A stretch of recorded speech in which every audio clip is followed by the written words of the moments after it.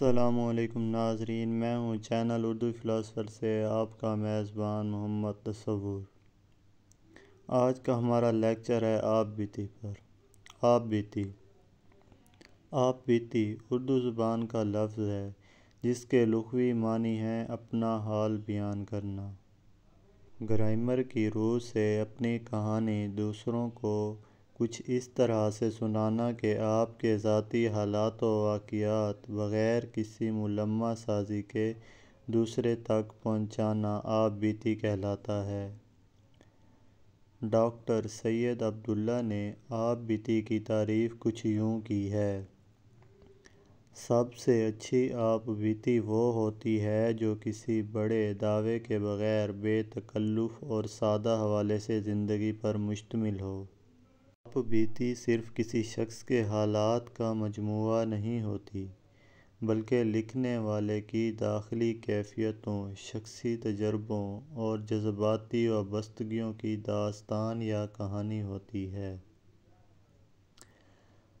آپ بیتی کسی شخص کی مجموعی زندگی کے ساتھ ساتھ اس کے نقطہ نظر کی بھی ترجمانی کرتی ہے۔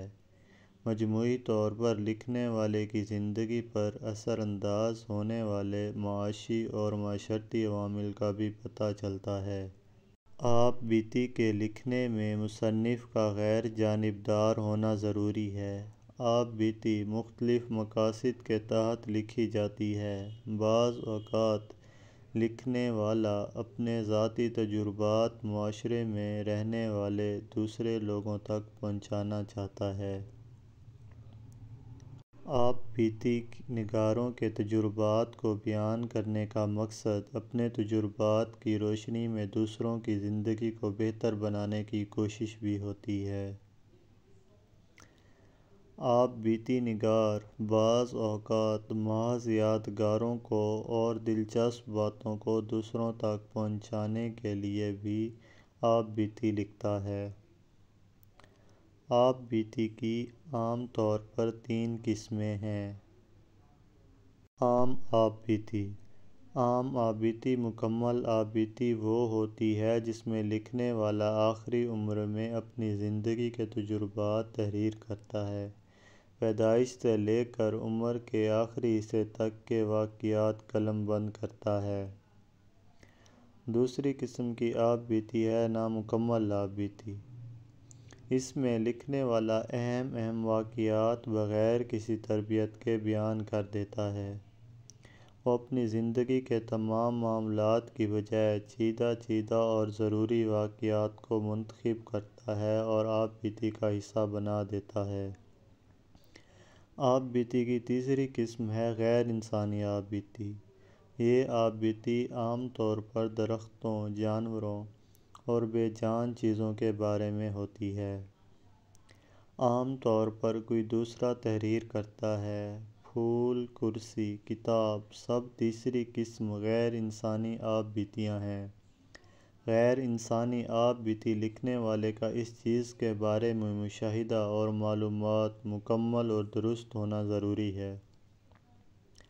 اردو ادب میں آپ بیتی کی روایت بغور مضبوط نہیں ہے، پھر بھی چند ایک مشہور آپ بیتیاں اور آپ بیتی نگار درج ذیل ہیں: فرحت اللہ بیگ میری داستان، عبدالمجید سالک سرگزشت، قدرت اللہ شہاب شہاب نامہ، مرزا ادیب مٹی کا دیا، احسان دانش جہان دانش، جوش ملیح آبادی یادوں کی بارات، قرۃ العین حیدر کار جہاں دراز ہے، کشور نہیت بری عورت کی کتھا، امرتا پریتم رسیدی ٹکٹ، مشتاق احمد یوسفی سرگزشت نائے لوگوں کی، جنرل ایوب خان پرواز میں کوتاہی، عمران خان میں اور میرا پاکستان۔ بیتی کی اشکال: آپ بیتی کی روایت اردو ادب میں بہت پختہ نہیں ہے، لیکن اچھی آپ بیتیاں لکھی گئی ہیں۔ آپ بیتی کی مشکل شکلیں ہو سکتی ہیں۔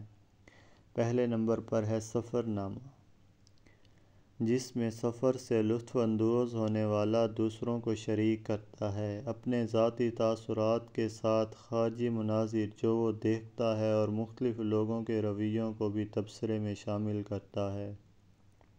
دوسرے نمبر پر ہے رپورٹ تاثرات۔ اس میں لکھنے والا اپنے ہونے والے واقعات کو اپنے محسوسات کے ساتھ بیان کرتا ہے۔ ذاتی دلچسپی کے باعث سرودات دیکھنے والے سے خوبصورت بنا کر پیش کرتا ہے۔ تیسرے نمبر پر ہے روزنامچہ ڈائری۔ تیسری صورت روزنامچہ یا ڈائری ہے، جس میں لکھنے والا اپنے روز کے تجربات اور زندگی کے معمولات کو درج کرتا رہتا ہے اور آخری عمر میں اسے لوک بلک سنوارنے کے بعد کتابی صورت دے دیتا ہے۔ ذاتی خطوط کو بھی آپ بیتی کی حیثیت حاصل ہے۔ آپ بیتی فن کے اعتبار سے بڑی اہم ہے۔ اس میں لکھنے والے کی